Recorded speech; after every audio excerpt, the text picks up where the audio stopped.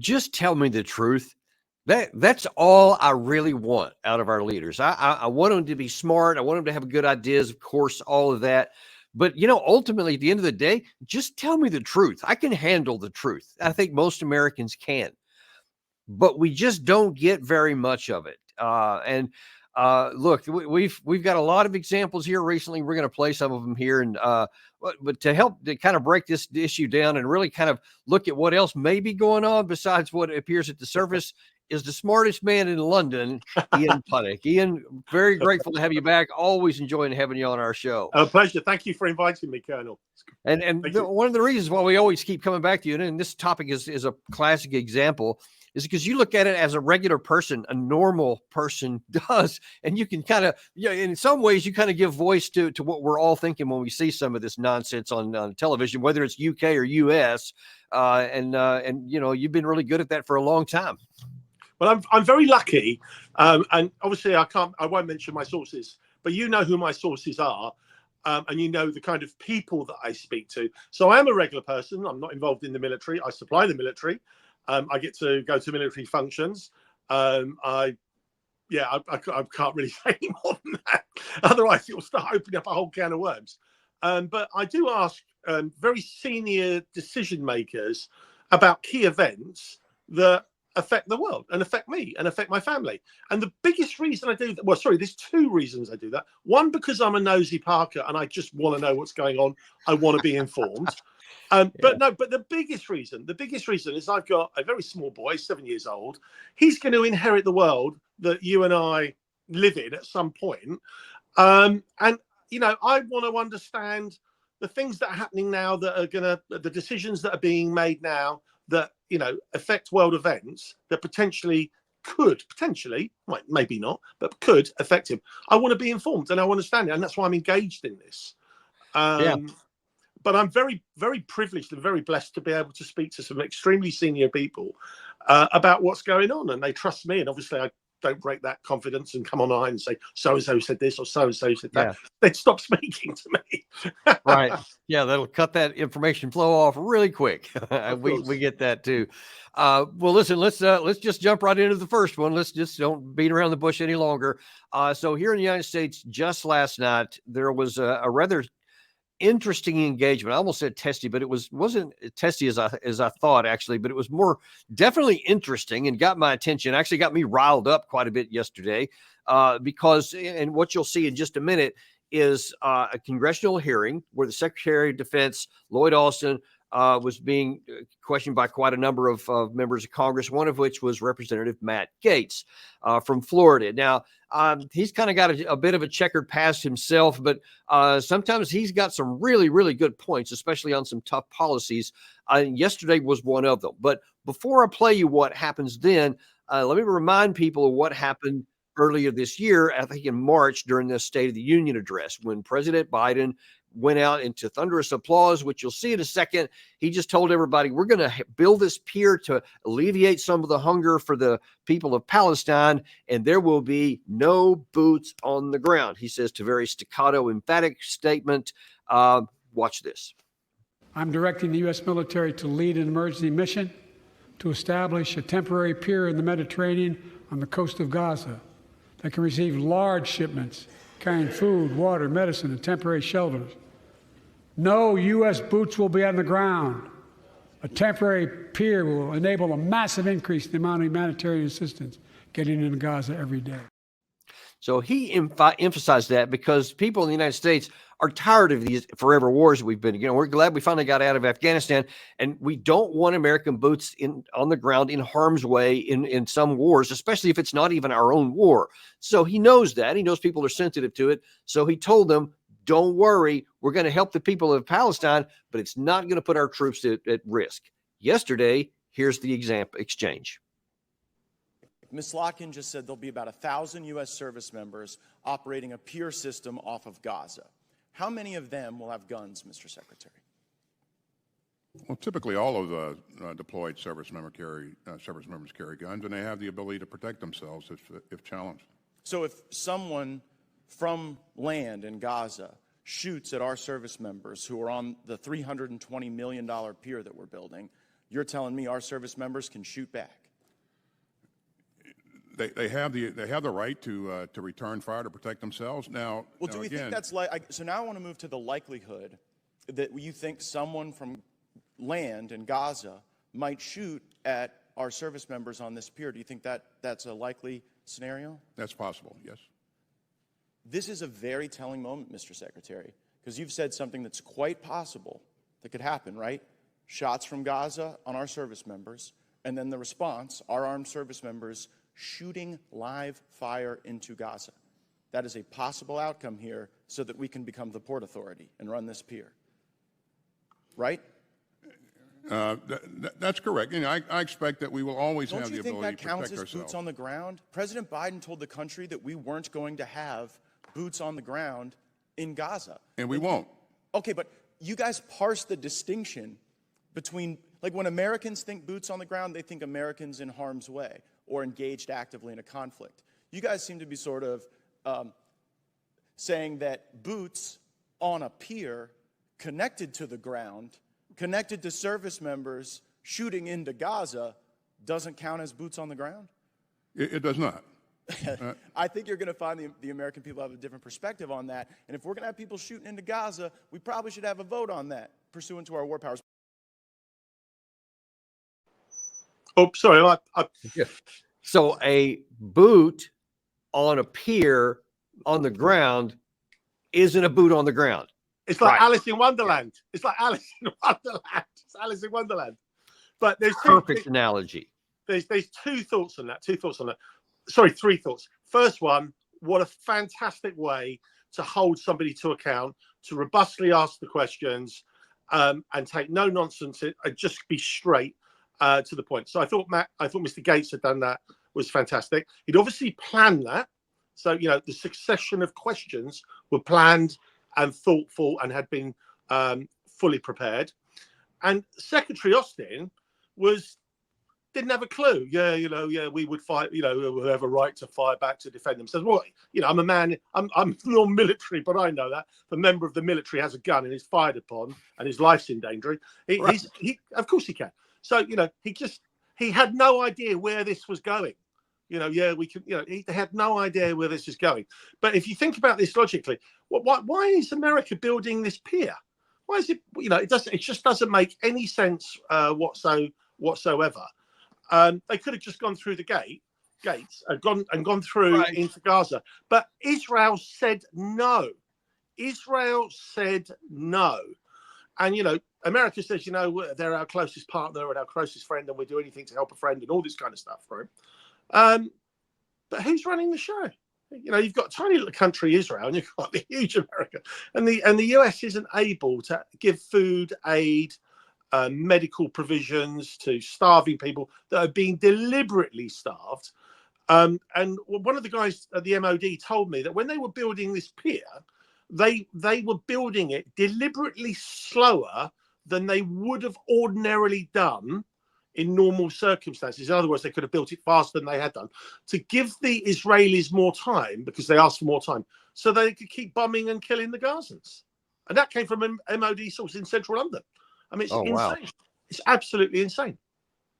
And it just makes no sense whatsoever. I mean, like you said, that I was talking about, the doublespeak here on saying there will be no boots on the ground, and then, well, there will be. We're just going to say, because he's standing on a pier instead of sand. We call it something that else. Matters. So it's not that. And there's much more to it than that. Yeah, because that's what I've been just anguished about from the beginning, is that, well, why don't you just, we subsequently put some pressure on them. They opened the air escape, which is in the northern part, which is about 5 or 6 miles road distance from the Ashdod port, by the way. So we don't even need to build a port. There's one already there, which has facilities to bring it in, and we could just roll them straight into the gate. But who's calling the shots? And the answer is Israel. They said no, and we said okay. And initially, I know that, as you say, it's been recently opened. Initially, the Israelis would only let, I think it was 3 to 5 trucks through a day. And there was like 500 trucks there or something like that. That's changed now. That has changed now. there are significantly more coming through in bigger numbers. But initially, but it's still grossly insufficient, as we're going to see in a video in a minute about how catastrophic that is. No. Actually, that's a good transition. Let's run right to it now. So, a few days back, I believe it was a UN, one of the aid workers came out and said, "Hey, we've done some analysis here, and we have some real concerns about what may happen in about 6 weeks' time from now." Roll that tape. Situation in Gaza is extremely worrying. We all know that we are getting closer by the day to a famine situation. Malnutrition among children is spreading. Okay, we estimate 30% of children below age of 2 is now acutely malnourished or wasted. And 70% of the population in the north is facing catastrophic hunger. There is reasonable evidence that all 3 famine thresholds, food insecurity, malnutrition, and mortality, will be passed in the next 6 weeks. So, even though the number of trucks is going up, that has still not stopped moving toward the starvation threshold, which, according to other reports that were related to this, they project, and this is USAID, this is an analyst within our government in the State Department, are saying it's probably already too late, and between 40 and 60,000 Palestinians will probably die even if they start moving more food in right now, which is just mind-blowing. I know. I mean, one of the Israeli ministers said a while back that they were going to put Gaza on a diet. And, you know, while that sounds quite flippant and, you know, it could even be funny, you know, all these people are dying, and they're dying terribly. I mean, the children are dying. I mean, you just only have to go on social media for 5 minutes just to see what is happening on an industrial scale. And you think with Israel, with their past, with the Holocaust and the way they've been persecuted, and to be fair, the Jews have been persecuted forever. The history of the Jews is a phenomenal history. But it's nothing to do with Judaism. Just to separate, this is about the state of Israel and the Zionists that are in control. Nothing to do with the religion whatsoever. And there's lots of, you know, Jewish people that are equally appalled and upset and angry at what's going on. But this is deliberate. This isn't Africa where there's been a famine and a bad crop and all. There's a whole host of a perfect storm of events that have led to, you know, a catastrophe. This is a deliberate, systematic, by design, killing people or killing children.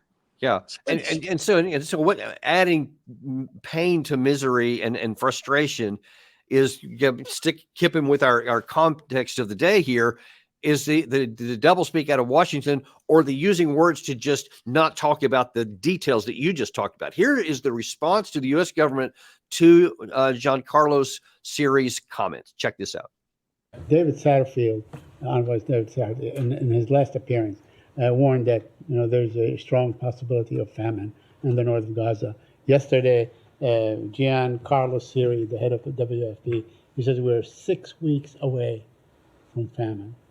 Are you aware of these reports? And what is the position of the United States in terms of having some sort of urgent plan to deal with this? Well, Said, I'm pretty sure I'm aware of these reports because I was standing right there when David Satterfield said them.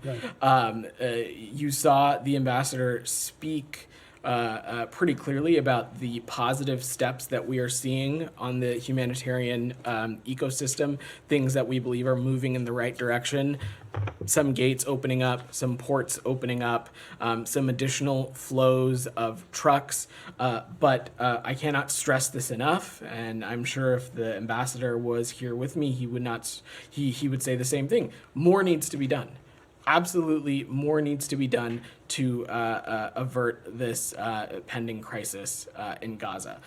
We need more deconfliction mechanisms in place. We need aid entering at a higher rate.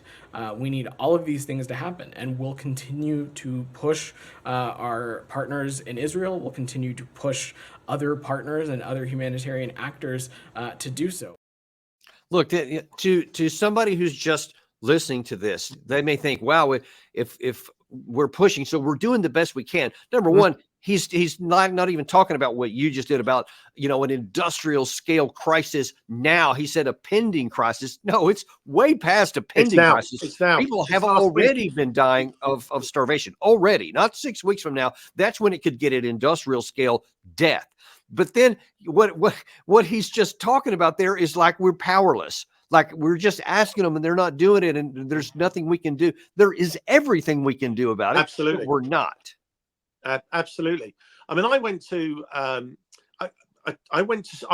talk not last Friday, the Friday before, 2 Fridays ago, and it was Sir John Coles. He's in his 80s, and he was the private secretary to Margaret Thatcher. And he stood up for an hour and a bit, and he just did a talk, just no notes, just talked about working with Margaret Thatcher. I was a young boy when Margaret Thatcher was around. She's a character, a prime minister that solicits every emotion you can possibly imagine. So I'm not here extolling her virtues, but I was just interested because I'm interested in what's going on now. And obviously by understanding the past and how things worked and how things were done, it gives you an indication, a barometer of where we are and, are we actually making progress? But so John Coles was a private secretary. He was with her every single day. If there was a crisis, he was there in the evenings. If there was a major crisis, he slept at number 10 Downing Street at the weekends. And he gave an example about the Falklands War. Now, I remember, I think it was 80, 81, 82, something like that. I was 10 or 12 years old. And he talked about, so the Falklands had been invaded, and Margaret Thatcher spoke to the defense secretary and said, I want to get a task force out there and to push the Argentinians out of the Malvinas, what they call the Malvinas, or the Falkland Islands. Defense secretary came back and just said, look, I've spoken to the head of the British Army, can't be done. Spoke to the Navy, well, it can be done, but we're not sure how long it will take, and all this kind of stuff. And there's all these obstacles. And leadership means cutting through the obstacles and making things happen. And that's true of any business, and it's certainly true of politics. And what they did was, the same night where they were having all these meaningless conversations about why it couldn't be done, Private Secretary Sir John Coles had spoken to other people who'd recommended, you've got to speak to this guy, I can't remember his name. He was a retired general. And he came on the phone and said, give me, it's going to be a week to 10 days, but I will be able to do A, B, C, and D. And he made it happen. So there's always a reason why you can't do something. There's always a reason why you shouldn't do something. And now is the time where leadership, someone has to stand up and make tough decisions and take the flak. But the decisions should be made. Kids are dying. You don't have to like those kids. You don't have to agree with them. You don't have to support them. But children are dying on an industrial scale, and you can solve it, as you know. Yeah. This can be solved. This isn't a crisis, as I said earlier, a perfect storm where things are going wrong and, we've been caught on the hop and all of a sudden we just got to react to it. The food's there. The food and the aid is there. We haven't got to now suddenly get it to the other side of the world. It's there. Someone needs to make it and Biden's not going to do that. Biden's not going to do that. No, it doesn't appear that he is. No. So let me ask you, what is your view on the reasons for this seeming insanity? Because most people in the UK and in the US are normal, good people who are appalled by this and just aghast that children are being made to suffer like this in slow motion death. Lasting over weeks until they just literally physically waste away. And it would seem to be the lowest level of no-brainer that ever existed. Fix this problem, do it now. The resources are there. It's purely a political will decision. Fix this. And instead it's not being done, but there's not a big outcry. Now, there's starting to be a few more protests here in the United States, but it's still relatively low label. Now, one of the reasons is because I still see on the major media, it's being billed as a pro-Hamas deal, which is like horrible. And so all these things they're no value. No one's talking about that they're protesting because of the children. They're protesting because of pro-Hamas, which is nonsense because of 10/7, right? So that's the deal. The question is, Why? Why is the media keeping this fiction up to support the Israeli government doing this heinous thing instead of doing whatever it takes to help the children? Well, the simple answer is politics. And it comes back to the Israeli lobby, AIPAC, and the power and the influence that they have. I mean, I think it's Colonel McGregor that says that you don't have representatives, you have lobbyists, paid lobbyists. And they will lobby the financial interests of whoever's paying them. And obviously they benefit in some kind of way. And it's powerful. It's very, very powerful. I mean, so you only have to look at Haaretz. So it's an Israeli newspaper. It's a left of center paper. It's not I believe it's not pro Netanyahu. But the front cover of Haaretz, there's Bibi Netanyahu from 2019 saying we must fund, arm and support Hamas. Where are people calling out saying, hang on, you've been paying these people? The New York Times had headlines saying suitcases of cash, hundreds of millions in suitcases of cash. Not, I'm transferring some money into your account, Danny, you get it in an hour. Suitcases of cash are being given to Hamas by the Israeli government. So they funded these people. They created these people. And the reason they created them originally was before Hamas, there was just the PLO, the Palestinian Liberation Organization. Yeah. And they created Hamas so that there was two parties and that would divide the people. And, managing and ruling a divided people is easier than managing a single opposition, Unified, if right. that makes sense. Yeah. So that the Palestinians were divided and arguing amongst themselves. It's just politics, but politics where children die.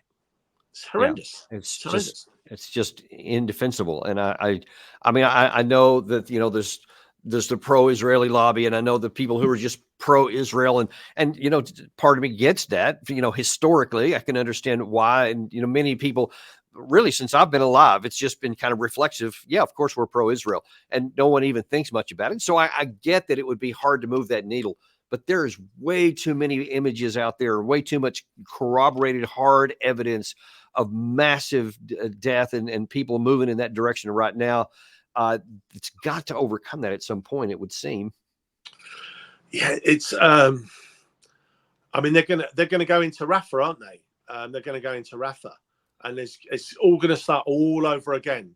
So we're not just going to be talking about all the genocide and all of these innocent people that are dying and starving and children starving. It's just going to start all over again because they want the land. They want the land. Yeah. Yeah. I guess we're going to have to wait. That's ultimately what it comes down to. They want the land. Yeah. All right. So shifting on down because unfortunately that's not the end of this kind of stuff. So we've also have it in some of our border issues. Now, I don't know if you heard, but or how much you may have tracked it, but the one of the members of our government, Mayorkas, was recently impeached by the House for various alleged gills, which the Senate basically just dismissed. So he passed that away. But part of the issue is an issue because he told everybody our border is secure. Well, in fact, let him talk for himself. The message is quite clear. Do not come. The border is closed. The border is secure.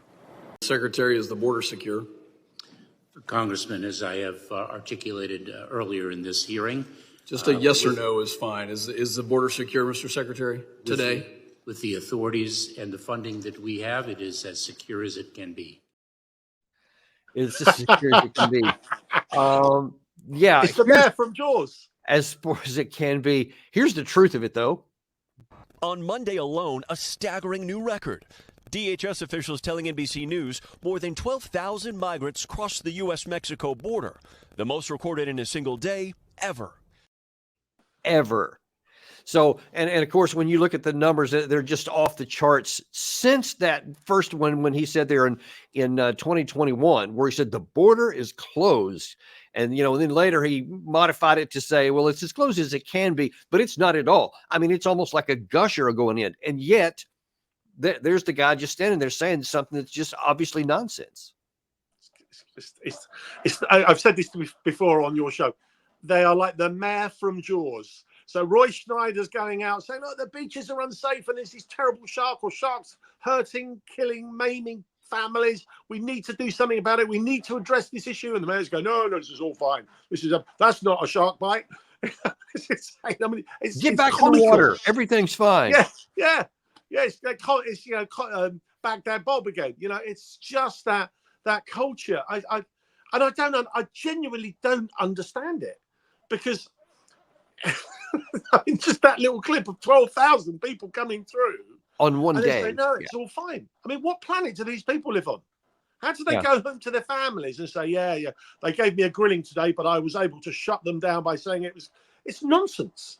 It's nonsense. And you know, and just before we went on air, actually, Gary found me an updated news that came out, which showed, I think, well, we already knew that the border and security issues and immigration, et cetera, is the number one issue among American voters heading in an election season, heading into both congressional and presidential elections this November. And ordinarily, whatever's the number one issue is what drives politicians, and they want to fix whatever it is. Okay, yeah, he's got it right there. And now then you see that it's the biggest issue for the past stretch for 24 years, the longest monthly consecutive stretch. It's never been that high at all.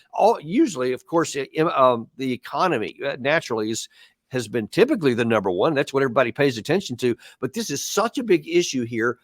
And so then again, it's still almost like this Israeli issue. I get back to it. I'm like, when all of the people, the vast majority, regular people, are saying this is my number one issue, why are the politicians getting away with saying such nonsense with that? And then let's don't leave the blame only there, because both the House and the Senate, Republicans and Democrats, just passed this so-called national security bill, which expressly did not include anything for the border. And right now there's no plans for it. How do they keep getting away with this? I don't know. I genuinely, but it's the same. I mean, every country, whatever your politics, a country has a right to defend its border, to protect its border. It has an obligation to defend its border. I'm saying, whatever your politics, I'm being really, really gentle. You know, as if it's like a minor issue. You know, there's a border. You know, we have some sort of right, however you define it. Of course, it's insane. And we have it over here. So we have, you know, obviously we're an island. We're separated by the English Channel, and we have boats coming over every single day from France with immigrants. I'm not against immigration. Britain has been built on immigration. My mum's Johnny Foreigner. My mum's Austrian, so I've got Austrian blood throughout me. So the $1 million question is, there is a right to defend your border. But the point is, you know, so if these people are coming over and they've come from famine and hardship and really, really difficult circumstances, you know, come over, we're going to help you. You know, that's what we're here for. We want to help you. But then you find out they're trafficked, and they pay £5,000 or $5,000 a head to be trafficked over. And it's a business. And it's just all nonsense. It's just all nonsense. And if you say that, you're a racist.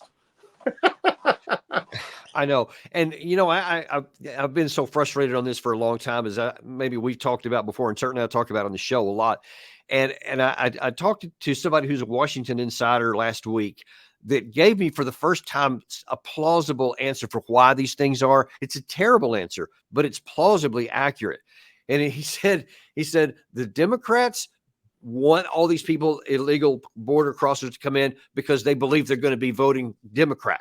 And so they actually foster them coming in because they want to, you know, especially in certain areas where they can increase the percentage of, or at least they believe, Democratic voting, so that their people will get voted.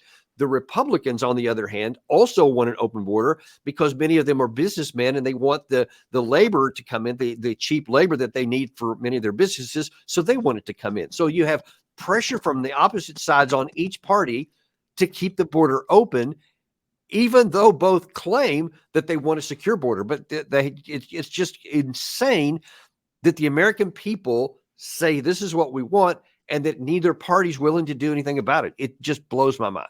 Because they're lobbyists. They are lobbyists for the donor class. I mean, out of interest, I genuinely don't know the answers to this. Jim Jordan, did he vote for the big recent 62 billion? I didn't see how he voted, actually. I didn't see that. No, nor did I. I was just interested. But he's really robust when he, like Matt Gaetz, he's great when he quizzes the various officials. He's really good. But it's just no one's held to account. So basically, Right. it's like That's the the bottom Wild line. West. It's like the Wild West. They can do whatever they want. Yeah. And you know, you and I can moan. and we do, and we're going to continue doing it. We can, and you know, I joke when I say we can moan. You know, we can highlight these points and address them, and as you do in your show, which is really about highlighting what's really going on, telling the truth, and exposing the nonsense that's going on, so that hopefully that I don't want to say that it'll be held to account, because I don't think there's enough checks and balances or processes in place to hold people to account truly. Unfortunately, it's just not there. Everything's broken. Anyway.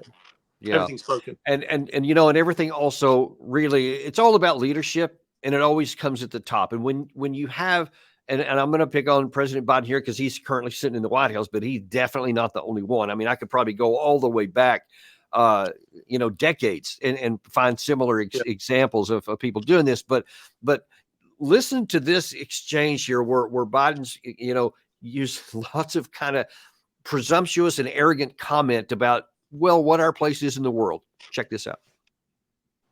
We don't walk away from our allies. We stand with them. We don't let tyrants win. We oppose them. We don't merely watch global events unfold. We shape them. That's what it means to be the indispensable nation. That's what it means to be the world's superpower and the world's leading democracy. But this vote makes it clear there is a bipartisan consensus for that kind of American leadership. That's exactly what we'll continue to deliver. But here's the problem, Ian. It's disconnected from reality. And if you need any proof of that at all, here's our Secretary of State talking about what that leadership looks like. Ukraine will become a member of NATO. Our purpose at the summit is to help build a bridge to that membership and to create a clear pathway for Ukraine moving forward. We will see, I think, in the summit, very strong support for Ukraine going forward in its relationship with NATO. No, Ian, no. There will not be strong support for Ukraine to come into NATO. There will not be Ukraine in NATO. People would be out of their minds to bring a country that is split in half with civil war and has been since 2014 or 2013, really is when now that started. Yeah.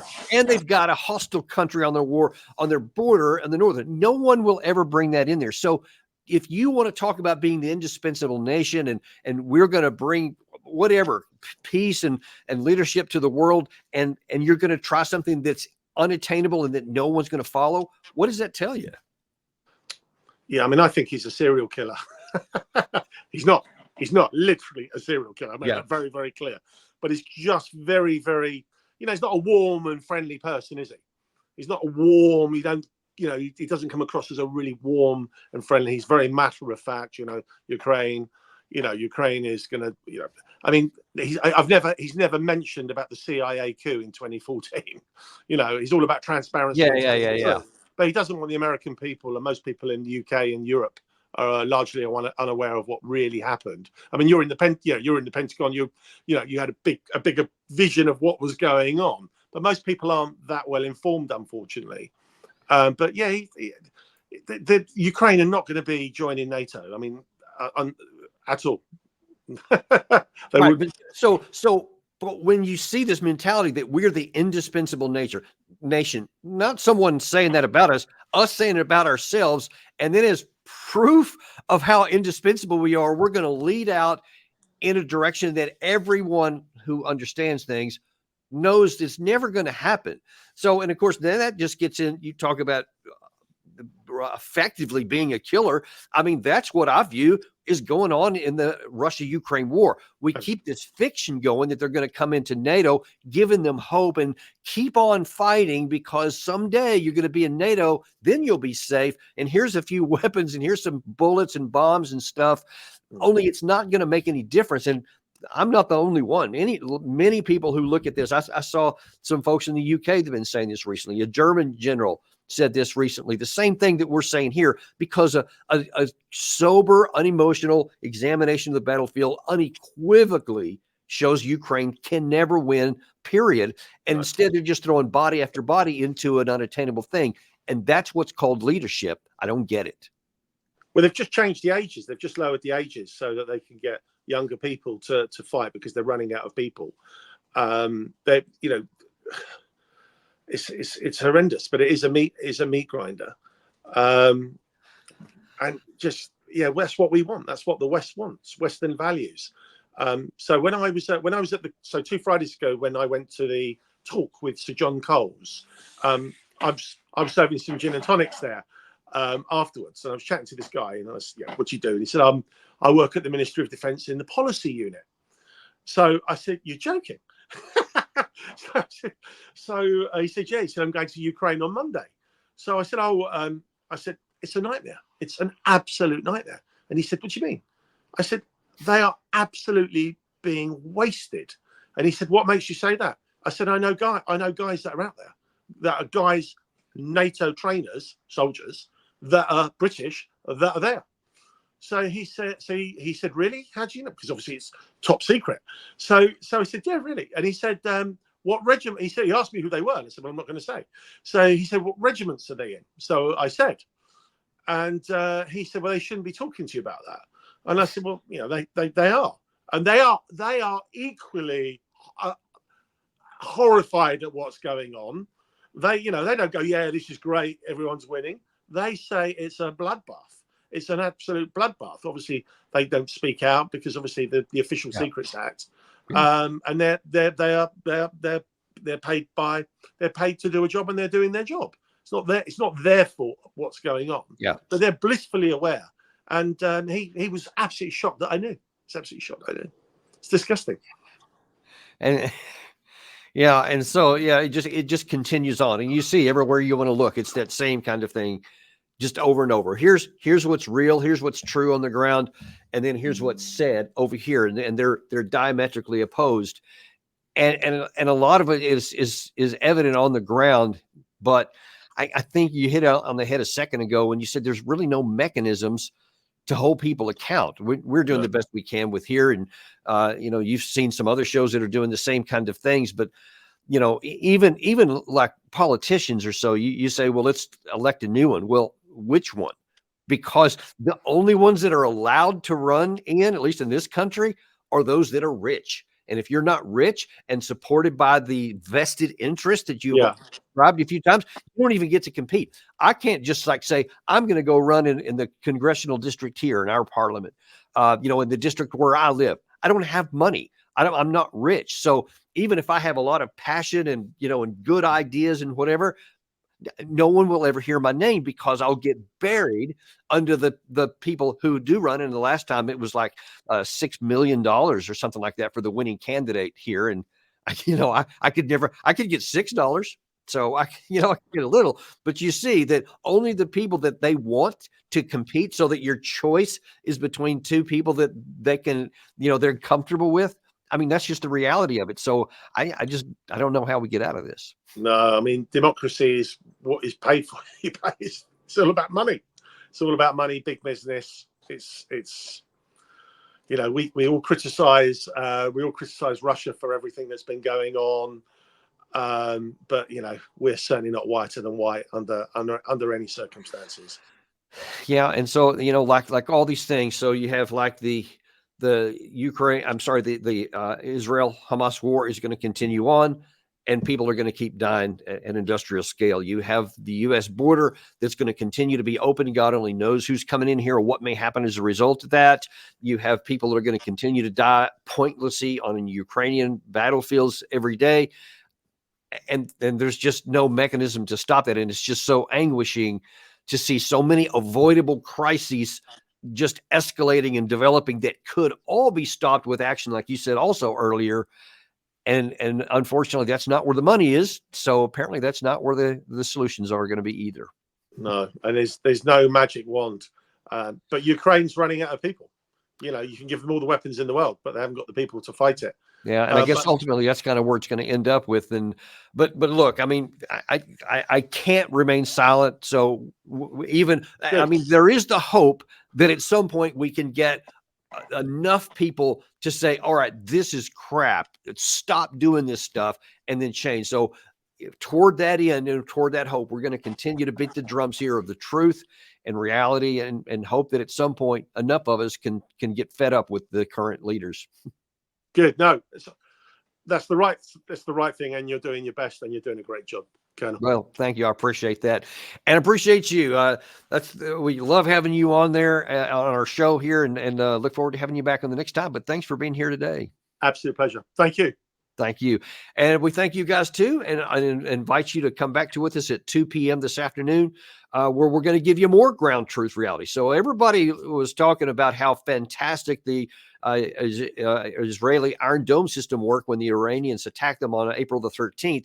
But we've got an expert that's going to come on here and show you that actually it wasn't quite as extraordinary as it may appear at first blush. And that has ramifications for what could happen later, or even with the United States and some of our missile defenses elsewhere. Tune in at 2 p.m. Ted Postal, you're not going to want to miss this.